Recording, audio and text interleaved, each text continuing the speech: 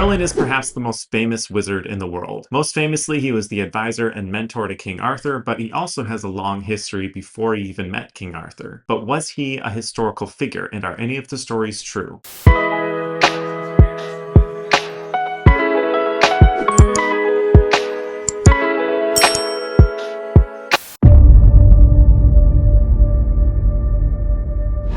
The short answer is that Merlin is not a historical figure, rather he is a composite between a Welsh mythological prophet and a real historical bard. If you're interested in this literary development and how that happened, you can skip to the timestamp in this video, but we're going to jump straight into the life story of Merlin as told by the Arthurian legendarium. Merlin had a very strange birth, and the way he died is also very strange. Merlin's story starts with the devil. The devil actually arranged for Merlin's conception and birth. He was hoping to create a demonic sorcerer as a weapon against God. And so the devil sent a demon to impregnate a woman. And as you might expect, this union was not exactly voluntary on the part of the woman. And after she gave birth to Merlin, she immediately had him baptized, and that neutralized the demonic spirit inside of him. But he still retained his mysterious magical powers. Merlin grows up, and eventually he becomes the advisor to Uther Pendragon, Arthur's dad. Uther Pendragon successfully defeats the Saxons and drives them out of Britain. During this time, Merlin creates Stonehenge as a monument to British soldiers who died in battle. He transported stones from Ireland in order to do it. Then Merlin does something devious. Uther Pendragon wants to sleep with the wife of one of his nobles, and so Merlin actually creates a potion that allows Uther to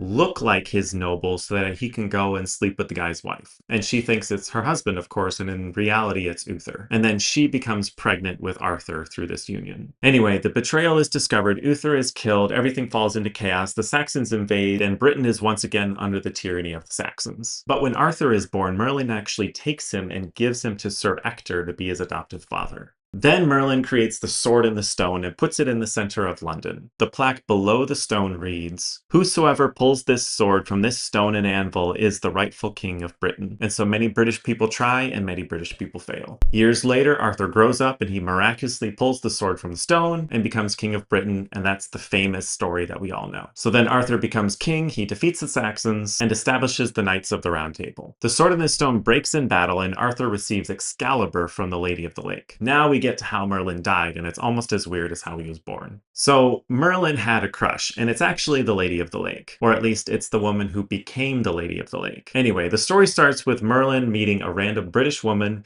he develops a crush on her, and then he teaches her magic. And so that's where the Lady of the Lake gets her magical powers from. Later on, the Lady of the Lake gets tired of Merlin. She lures him into the woods and tricks him into going into a cave, and then she shuts him in the cave with his own magic. She seals it with an unbreakable seal, and then just leaves. And that's how Merlin died. He was trapped in a cave by his own magic by the woman he loved. Kinda sucks, but that's the story of Merlin.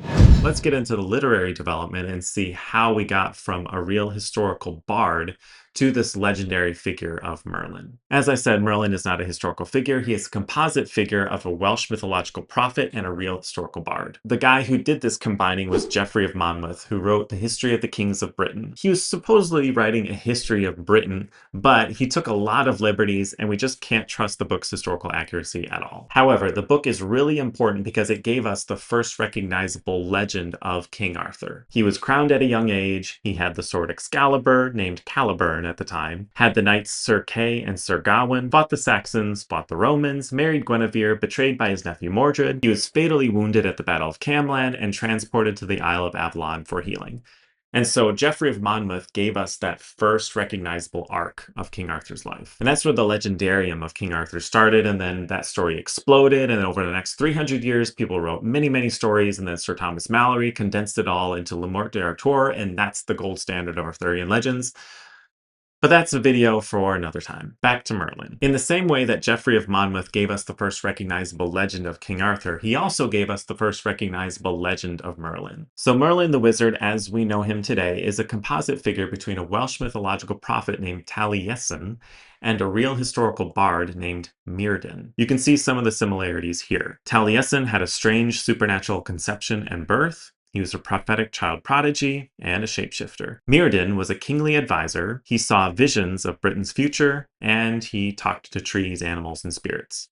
supposedly. Geoffrey of Monmouth takes these two figures and combines them into Merlin as we know him today. And obviously Merlin sounds very close to Myrddin. Anyway, so that's the story of Merlin and his literary development. That's all I have for you today. Hit the button, hit the bell. Catch you later.